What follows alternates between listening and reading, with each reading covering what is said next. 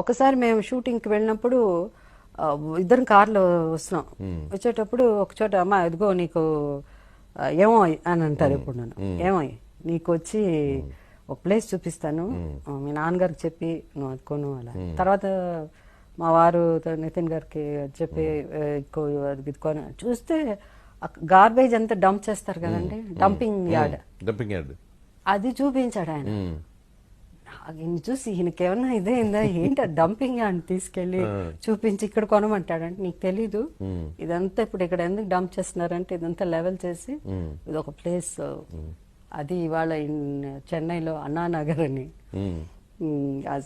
ఎన్ని కోట్లు, అదే అన్నానగర్, అదే ఎన్ని కోట్లు అంటే ఎన్ని కోట్లు అండి అది. అక్కడ ఏకర్ ఇస్ దగ్గర 100 crores ఉంది ఇప్పుడు.